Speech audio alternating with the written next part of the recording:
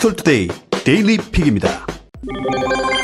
N번방으로 알려진 성착취 커뮤니티가 엄청난 사회적 파장을 가져오고 있죠. 그런 가운데 텔레그램에는 남성 노예방도 있었다는 증언이 나오고 있네요. 머니투데이는 10대 남자 청소년들의 약점을 잡아 강제로 성착취, 가학 영상을 제작해 유포하는 텔레그램 채팅방이 포착됐다고 보도했습니다. 나체 영상과 성적인 영상은 기본이고 더 가학적인 요구도 서슴지 않는다는데요. 박사 조주빈이 구속됐지만 유사 성범죄가 끊임없이 계속되고 있는 겁니다. 머니투데이 취재 결과를 종합하면 문제의 텔레그램 방에는 20여 명의 남성들이 성착취 피해를 입은 영상이 올라왔는데요. 상당수가 10대 청소년으로 가장 어린 나이로는 14살도 있는 것으로 파악됐습니다. 이 텔레그램 방은 지난 14일 개설됐는데 박사 조주빈 체포 이틀 전으로 성착취 영상 제작은 더 오래된 것으로 추정됩니다.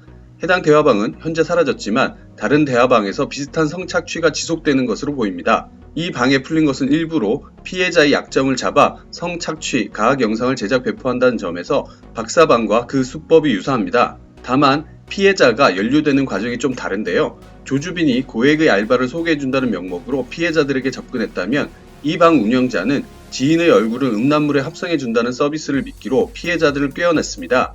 피해자 역시 그릇된 성인식을 가진 셈인데요. 방 운영자들이 피해자들을 올가매는 고리이기도 합니다. 방 운영자는 이렇게 깨어낸 피해자들의 나이, 전화번호 등 신상을 파악한 뒤 성착취, 가학 영상 촬영을 강제합니다. 피해자가 못 버티고 이탈한 경우 탈주했다고 묘사하며 대화방 참여자들에게 그동안 찍은 영상 등을 공유하는데요. 결국 협박에 못 이긴 피해자들은 방 운영자가 요구하는 미션 수행 영상을 올립니다. 초기에는 피해자들이 나체로 잘못했다고 운영자들에게 비는 성착취 영상이 상당수였는데 미션은 성착취에서 끝나지 않고 날이 갈수록 그 내용도 악랄해지고 있다고 합니다. 네 발로 기면서 개처럼 짖어라, 동성 친구에게 고백해라, 칼을 들고 영상을 찍으라 등 인권 유린이 이어지고 있다고 합니다. 코로나19의 확산으로 모임이나 단체 활동이 기피되면서 화상회의나 화상강의 등이 활발해지고 있죠. 그런 가운데 소위 대박이 난 어플리케이션이 있습니다.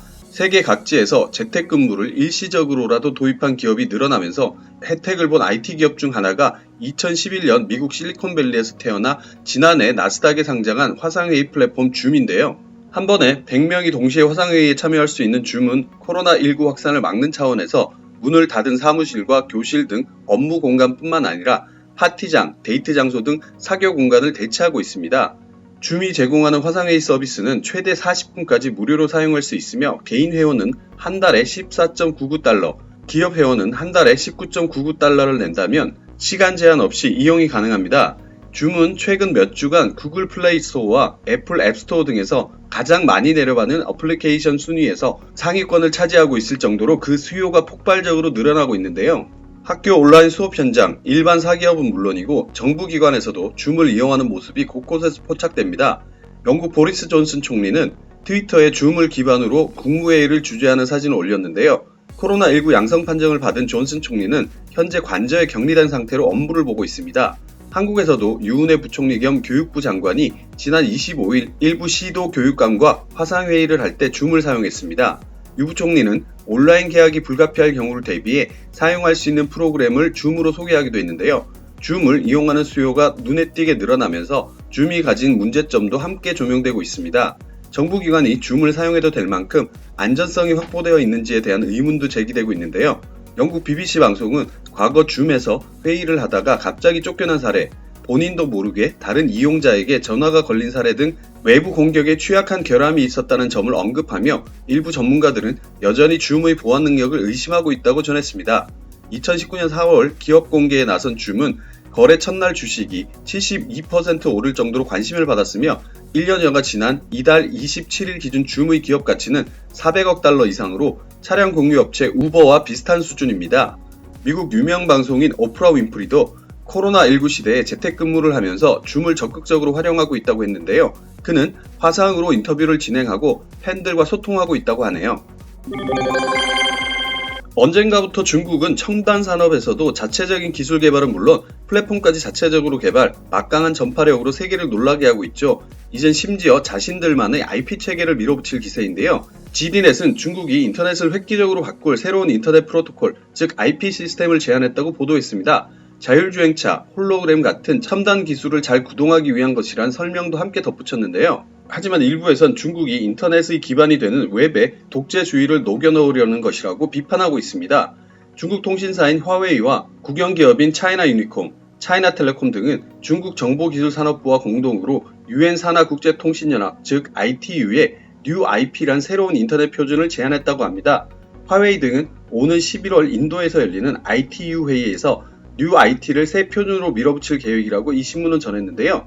파이낸셜 타임즈에 따르면 화웨이는 파워포인트로 된 이번 제안서에 현재 글로벌 인터넷망을 구성하고 있는 TCP/IP는 2030년으로 예상되는 자율주행차나 사물인터넷, 홀로그램 같은 디지털 기술 요구 조건을 수용하기엔 턱없이 부족하다고 주장했습니다. 이에 따라 ITU가 장기적인 관점을 갖고 미래 인터넷망을 위해 톱다운 방식의 디자인을 주도해야 할 책임이 있다고 강조했는데요. 뉴IP는 급속하게 발전하는 디지털 세계의 기술적인 요구사항을 충족하기 위한 목적하에 개발되고 있다고 화웨이 측은 주장했습니다. 이와 함께 뉴IP에는 어떤 형태의 통제 수단도 심어놓지 않았다고 설명했는데요. 화웨이는 새로운 시스템은 이미 여러 나라와 기업들이 함께 개발 작업을 진행하고 있으며 2021년까지는 일부 요소에 대한 테스트 작업을 할 수 있을 것이라고 밝혔습니다. 인터넷 통제 우려에 대해 화웨이 측은 전 세계 모든 과학자와 엔지니어들이 뉴IP 개발과 혁신에 참여하고 기여할 수 있도록 했다고 해명했다고 파이낸셜 타임즈가 전했습니다. 현재 ITU는 중국인인 자오 허우린이 사무총장을 맡고 있는데요. 자오 허우린은 지난 2014년 부산에서 열린 ITU 전권회의에서 사무총장에 선임됐습니다.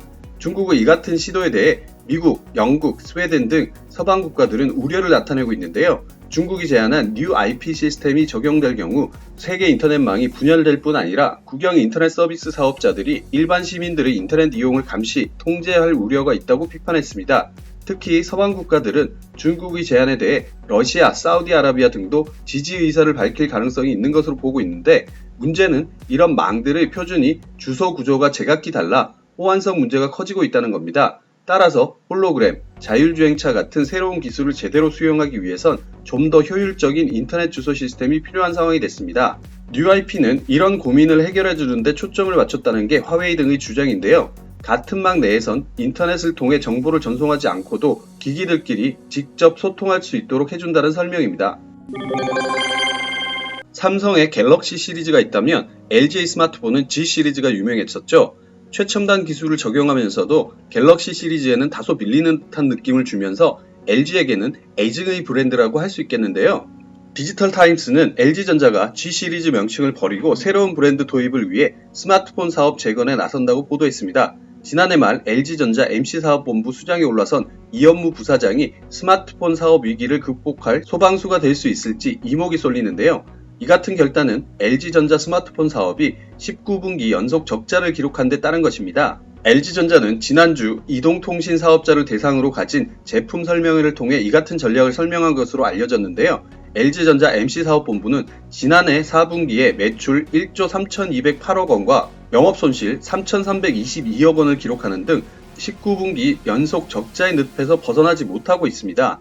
스마트폰 사업 부문에서 지난 한 해 누적 적자만 해도 1조 원을 넘어섰는데요. 이 때문에 LG전자는 최근 5G 전략 스마트폰 V60 synQ를 국내를 제외한 북미와 일본, 유럽 등 글로벌 주요 시장에서만 출시했습니다. V60 synQ는 LG전자가 지난해 내온 V50과 V50S synQ에 이은 세 번째 5G 스크린이자 듀얼 스크린 탈부착이 가능한 스마트폰입니다. 국내에서 5G 시장을 둘러싼 보조금 과열 등 마케팅 비용 축소가 진행되는 것도 V60 synQ가 국내에서 출시되지 못한 원인이 되고 있습니다. LG전자는 지난해 스마트폰 제조 공장을 베트남으로 이전하는 초강수도 던졌는데요. 그러나 원가 절감을 통한 수익성 개선에 앞서 근본적으로 스마트폰의 판매를 끌어올리기 위한 대책이 절실한 상황입니다.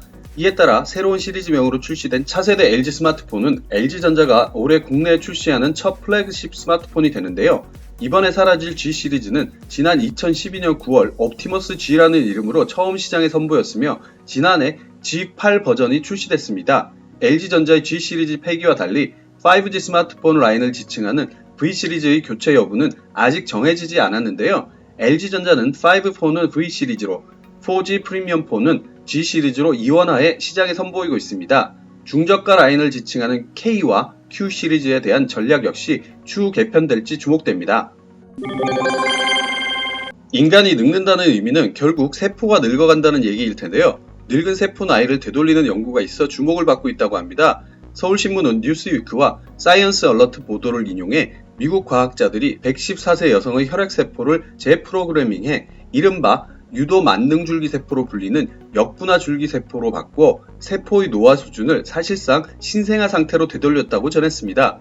이번 연구에 혈액을 기증한 114세 여성은 이른바 초100세인으로 불리는 부류에 속하는데요. 초100세인은 110세 이상 사는 사람들을 말하는데 이들은 생활습관에 그리 상관없이 일반인들보다 오래 살 뿐 아니라 건강을 훨씬 더 오랫동안 유지한다고 합니다. 이런 사람들을 추적 조사하는 미 연구단체 노인학 연구그룹은 오늘날 전 세계에서 나이가 110세 이상으로 확인된 사람은 56명에 불과하다고 말했습니다. 지금까지 연구자들은 이처럼 극도로 오랫동안 사는 사람들의 여러가지 공통적인 특성을 발견했는데요. 2008년부터 일본에서 이런 초100세인을 대상으로 한 연구에서는 이들이 심혈관계 질환을 앓은 병력이 거의 없으며 암이나 당뇨 병력은 완전히 없다는 것으로 나타났습니다. 이번 연구는 그런 초100세인에게서 채취한 세포를 재프로그래밍 하려고 시도한 것인데요. 세포 재프로그래밍은 전문화된 일반 세포들을 다시 어떤 세포로도 변할 수 있는 iPS 세포로 되돌리는 과정을 포함합니다. 이런 iPS 세포화는 2006년 일본 교토대의 야마나카 신야가 개발했는데요. 그는 쥐의 피부 세포에서부터 iPS 세포를 유도했는데 이런 세포는 체내 어떤 조직으로도 만들 수 있었다고 합니다. 연구진은 114세 여성뿐만 아니라 건강한 43세 참가자와 이른바 조로증으로 불리는 급속한 노화를 유발하는 질병이 있는 8세 어린이 환자의 세포로도 재프로그래밍하는 데 성공했다고 합니다. 행복한 하루 디지털투데이였습니다.